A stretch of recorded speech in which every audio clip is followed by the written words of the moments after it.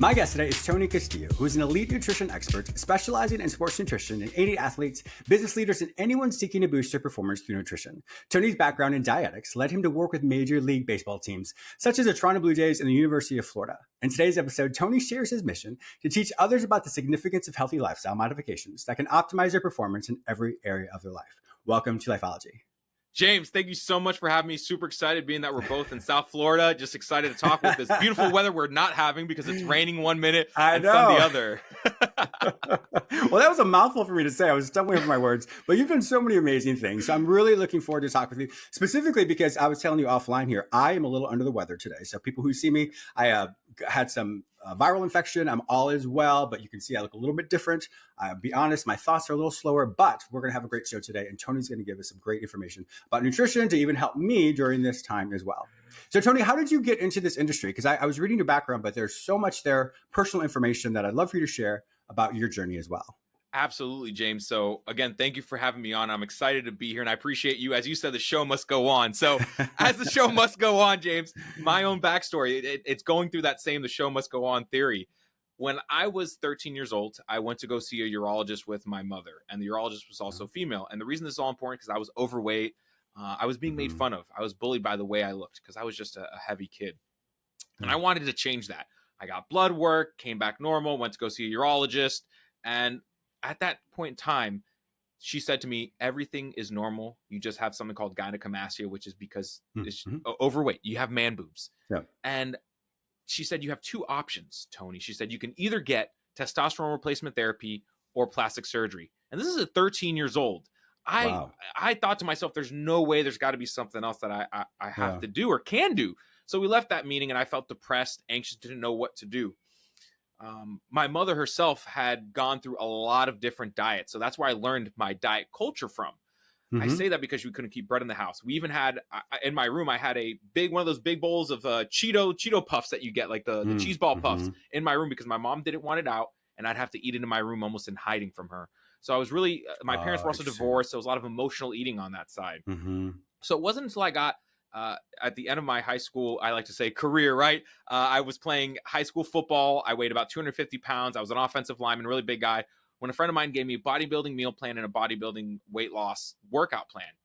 Well, James, I did it. I lost the weight and I felt great. I was looking at myself in the mirror and I try to use my man boobs to my as an asset instead of an obstacle. So what I did, I look in the mirror every day because this is when a lot of the bodybuilding guys were coming on. They were able to move their pec muscles, right? And I would stare at myself in the mirror, just come on, just move a pec. Come on, especially after doing, this is the first time I've shared this part of the story, but after doing push-ups and all these things, just come on, just move. Eventually, I remember when the first time I could control my pec muscle and I was like, yes, I can do it. I remember I did that too as a kid. Right? So I'm glad we can relate on that, James. Yeah. So I'm just there staring at the mirror. The first one popped and I'm like, yeah. So it's the end of high school. Then I went to college and I gained all the way back. I couldn't follow that meal plan. Beer, pizza, tacos, all that stuff tasted better than counting out my goldfish or Triscuits and having a cheese stick on me, all those things. So I became preoccupied with my body and how I looked. And all throughout college, I gained weight, I lost weight, I yo-yoed. I did Atkins at the time, and South Beach was very popular, the South Beach diet. I did a lot of the fat burners that were popular at the time. My girlfriend, who's now my wife, she was taking a ballerina skinny tea that was only for women to lose weight. I was taking it behind her back because I was trying to figure out why it only worked for women. Yeah. Fun fact, it was a laxative. So definitely wasn't doing anything. Well, do I? I was doing sprints to the bathroom. So it wasn't helpful at all. And then working out in the gym, we always hear things about different protein powders, different pre-workouts, things that were going to help me. And they never did, James. And I finished my degree in biology and chemistry down in South Florida. And then eventually it was a Halloween night. After a couple drinks, I broke my foot dancing. I was just having too much fun. And the first thought that came to my mind was, how am I going to work out? And I knew that something was wrong, right? Like, how is it? Because I was working out 2 times a day and eating under 1,500 calories to hit this weight goal, to look the way I did. Oh my gosh. And it was just really disordered eating. Well, I took a year off school and I went to an open house and there was a degree in nutrition. And James, I thought nutrition, you could just work at a gym and bam, you know nutrition, right? I really thought that's what it was. Well, I got my master's in nutrition and I absolutely loved it. And I knew that's exactly where I wanted to be at, James, because I wanted to help people and tell them that they needed to fuel their bodies for performance. Well, during that journey, James, I was working at a hospital and there was a gentleman who just had open heart surgery, and he had a tube coming out of his chest, just getting fluids out. And he's like, "Are you the food guy?" And I'm like, "Well, I guess you could call me that, but yeah, I'm the dietitian. Yeah. I'm here to do a little bit of heart health education." He's like, "Well, can you get me fried chicken and mac and cheese?" And I was like, "You just had open heart surgery because Wow. you just had a heart attack and you Wow. have fluids coming out of you, sir. I think this is the time we need to talk about your diet." He's like, "No, if you can't get me my freaking mac and cheese and my freaking um, fried chicken, get the heck out of my room." So I left that room and I Wow. said, "Patient non-compliant," and that stuck with me, saying, "This is not where I want to be at. These are not the people I want to work with." Mm. So from there, I went to go work at the University of Florida, as you mentioned, with their sports teams, because I want to see, how are these athletes eating the foods they eat, Yeah. performing the way they perform, and look the way they do. Is it steroids? Is it a supplement they're taking? What is it that's behind the curtain? And honestly, James, when I saw it, it was, they were eating for what they were doing. They were eating for Ah, makes performance. sense. And it was Yeah, so makes sense. crazy to think about. There was a swimmer I remember seeing, he would eat frozen yogurt every night. Like, we had a froyo machine, and I was like, how is he eating frozen yogurt, looking Yeah. lean and just can't keep weight on? But it goes back to this cognitive dissonance I had about my own body, because I was still preoccupied with how my body looked. I was comparing myself to these swimmers or to these athletes that were in the Yeah, Olympics, of course. and I didn't look like them because I'm just not an athlete in that way, right? Like, I still work out and I still consider myself now an Yeah, athlete, but not to that level. sure. So I was able to take everything I learned and put it into practice with them. And from there, I was lucky enough to go work with the Major League Baseball team and work with these elite athletes that really need to understand how food could help them get to that next level, to win a World Series, to become a Hall of Famer. Mm. And from there, I took all this knowledge, James, and now I work one-on-one with so many people that have some of these issues, because when I worked in baseball, when I worked at the University of Florida, there were a lot of guys that didn't like the way they looked. And it was so much like the journey I had, that I knew that Mhm. I had to help people like that, because 1 out of 2 guys actually have male body dysmorphia. So on this call, I'm the 1 out Yeah. of 2, James. Yeah. so so that Well, leads it's me to funny. be here. Yeah. Yeah. Yeah, so it's funny. A lot of the things you say, it kind of resonates with me as well. I was a chubby, overweight kid, and I was made fun of. I didn't have gynecomastia, but I was just a thick kid. And then when I went to over the summer from high school to college, I just lost all the weight, and people were like, "Who are you?" Like, they didn't recognize me. And then from there, I realized though that I still had not body dysmorphia. So if we use body dysmorphia in the clinical sense, Mm-hmm. what it basically is an a person who has over attention to their body to such a degree that it's debilitating. They think that there's something so wrong with them that that's all they see, even though when they're observed, it's not the same way. So what I found for myself though is I was on those fad diets back and forth, and I looked great, but for me, I was wanted to, like you, I compared myself to everyone else. And so I think a lot of times people maybe watching or listening to this right now do the same thing. We see people on Instagram like, oh my gosh, I want that body. And it appears easy for those people on Instagram, but they do that every day. That's their living. That's their job. Where people like me, I don't have time to do that all the time. So it's important to really differentiate and distinguish between what your lifestyle is versus perhaps people that do that for a living. When it comes to the aspects of the body dysmorphia that you're talking about, the people you work with, what are some of the dissonance, or what are the disconnects between their lifestyle and how they want to be? Honestly, some of them aren't doing what's right for their bodies. And I think that's Okay. one of the biggest things. So what do I mean by that? They do these fads. So one of the biggest ones we hear Mm-hmm. now is especially like fasting.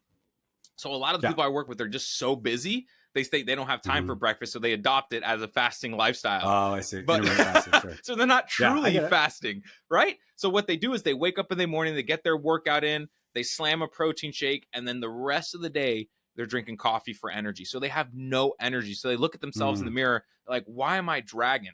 Why am I not feeling my best? And they just go for another espresso or for another coffee, or they take a greens powder because they're just trying to put a Band-Aid on what the root cause is, right? So when they don't have that energy, they don't feel their best. They look at themselves and they start comparing themselves to others. So I think the first thing is they're not fueling for what they're actually doing. For the amount of work they're putting in, whether it's in their small business, which is in their families, which could be just at the work they're doing at the gym. And that's the other disconnect, right? They're putting so much work in at the gym and they're not seeing the results. And they keep going back to thinking, what is That's it very that I have to discouraging. do? Super Mhm. discouraging, right? So I think that's one of the biggest disconnects I could see. And that's something I went through myself, James. Like, I remember I'd work out and I'd look in the mirror before I could move my pecs. I said, why isn't this working? Right? It was like after 1 month, after 2 months, after 3 months, it's that consistency.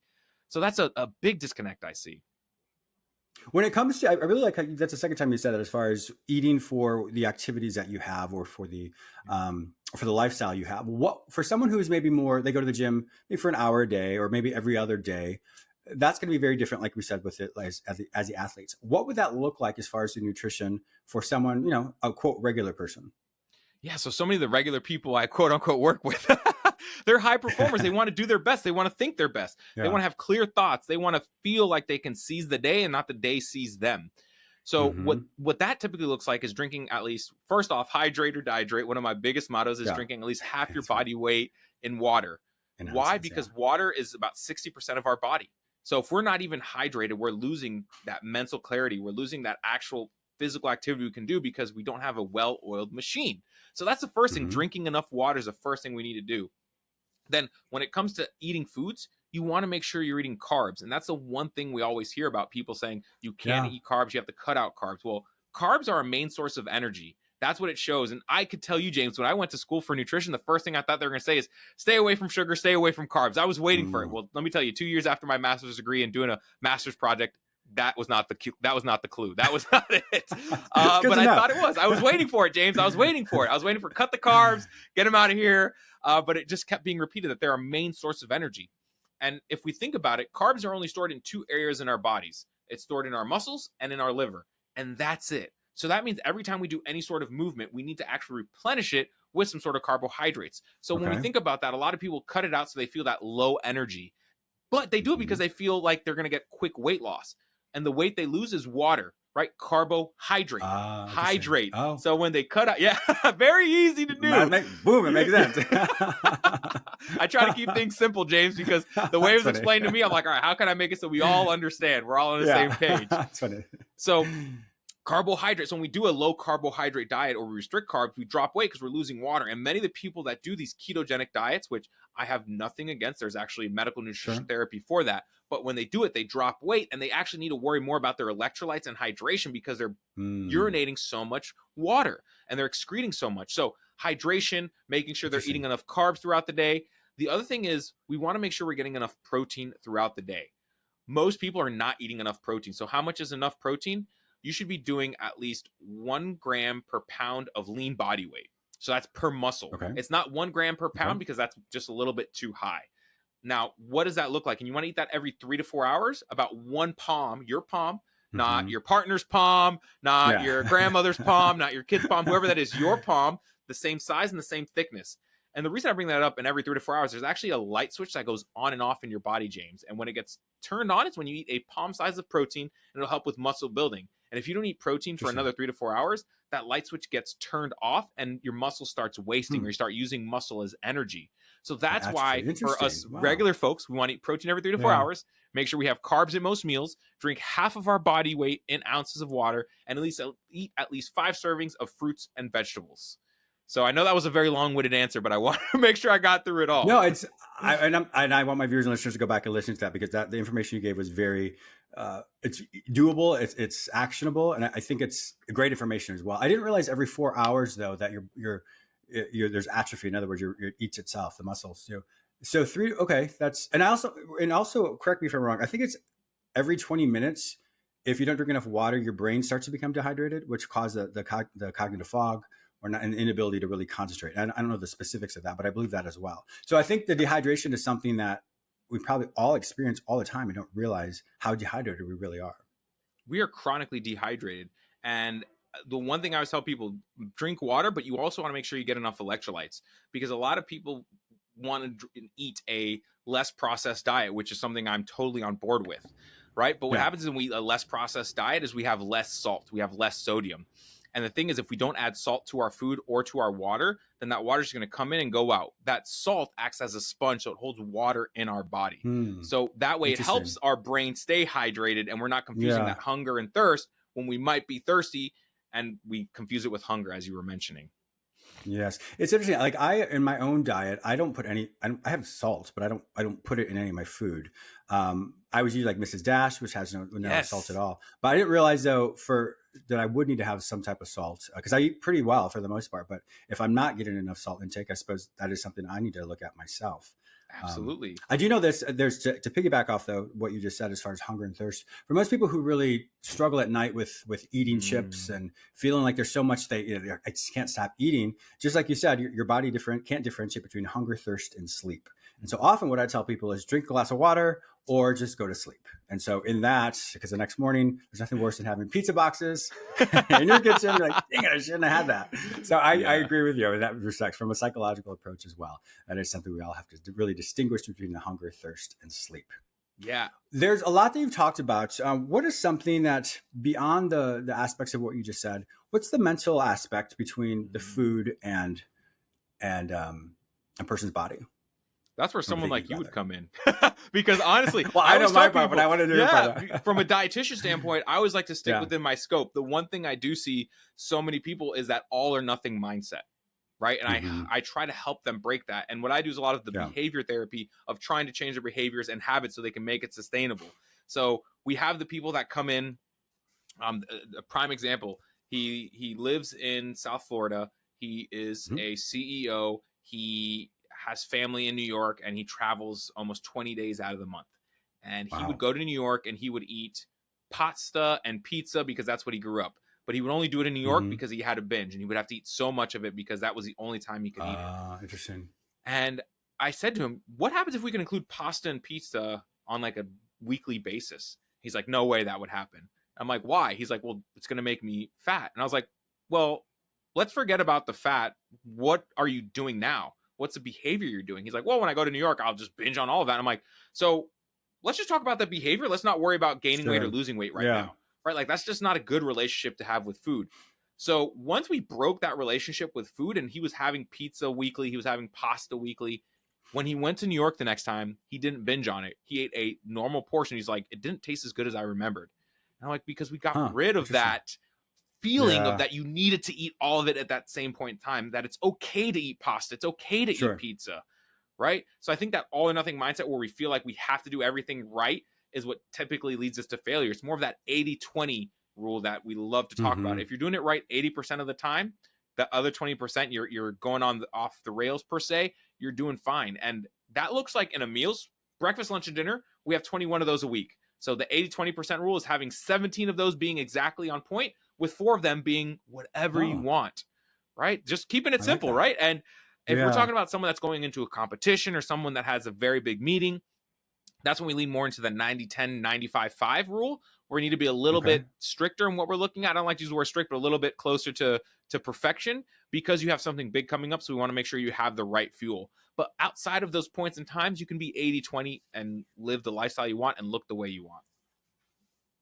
That's a really good rule of thumb. And once again, I know people are going to go back and listen to this because you have so much salient information here that we all need to recognize. I recently did an article with Pop Sugar. It was about Mm-hmm. almond mom. So almond mom is it's a term that's used for parents who give their own quote bad nutritional advice to their kids. And in that, the kids then have this concept of what it means to eat. They associate good and bad with food. There's good food, there's bad food, when you should eat it, when you should not eat it. And it's so unhealthy. And so in that, we find there's a cultural aspect of we do what our parents taught us. And then we think that's reality. And then we do what the world teaches us. And then pretty soon we don't have this understanding of what is great nutrition as well. Can you help distinguish between the good and bad aspects of food? Wow. I love that question, James, because I've heard almond mom, but I did not know the meaning of it until you just stated it. And I can now say my mom is an almond mom. She's the one that taught me all of my previous diet culture. She doesn't Sure. even let me have. She doesn't even have bread in her own house. When I eat Yeah. bread, probably every day, if not every other day. But the distinction between good and bad food, I always like to say, what kind of fuel are we putting into our car? So, Mm-hmm. if we have a Lamborghini, are we putting premium or regular gas? We're probably going to put premium, right? Because we want it to run at its Yeah. best. And if we put regular gas, not going to run as well. Now, if we have a Toyota Corolla, nothing wrong with Corollas. I've driven Corollas in the past. If we put that regular gas, it's going to run just fine. But if we put premium, it's going to get a couple more miles per gallon. So when it comes to food, I always like to look at it, how is it going to fuel us? So when we're looking for food such Okay. as donuts or pizzas or pastas or things that are categorically bad for us, I always say, when can we include it in our diet? So Okay. I always like to think before and after activity, because that's when our body can utilize that fast acting carbohydrates or things such as sugar for that. right? And I also want to think Makes about sense. when are we going for those quote unquote bad foods. And as you mentioned earlier, right, when we talk about sleep, so many of us go for the chips, we go for the handful of nuts, or there's ice cream in the freezer, we grab a spoonful, then another spoonful, and then by the time we go back, half a carton's gone and we're like, what happened? Well, if we don't focus on our sleep, we know that for every hour we lose, we tend to eat 200 to 500 more calories. And typically those calories are going to Oh, come from really? something that's Wow. higher in sugar, salt, or fat. Why? Because those three things help our brain trigger. That's what we needed from that extra energy. Because that Ah, extra energy we're looking for, because we're neglecting our sleep, our body wants it quick, it wants it fast, and it wants it to do something to give you that extra energy to stay up that extra hour. So that's why we typically tend to eat those foods at night. So when we talk about bad hmm, foods, I like to say, what other habits do you have around it? Because it's not necessarily that food is good or bad morally.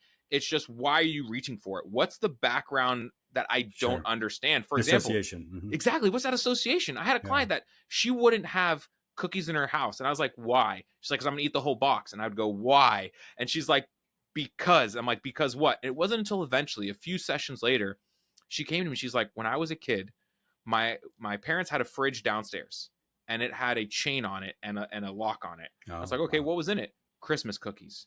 And every day or every few days, I'd see my dad come down, unlock it, and eat the Christmas cookies. And he'd give me one. So it was almost a challenge that Mm, she knew that cookies were sure. bad because you could only keep them in this locker. And she wasn't allowed to have it unless her dad would open it secretly so that her mom wouldn't find out. So that was the reason why she couldn't have Interesting. cookies, Wow. right? And now she's able to eat Oreos, keep Oreos in her house, but it's one of those things that we can't break it until we know why, right? So when it Hmm. comes to what bad food is, why is it bad? Who gave you that? Was it the almond mom, which again, I've had out here, right? Where are you getting that information from? Is it from someone credible? Sure. And what's holding you back from utilizing it? Because if Oreos are holding you back, we got to find a way to put Oreos to make you move Yeah. forward.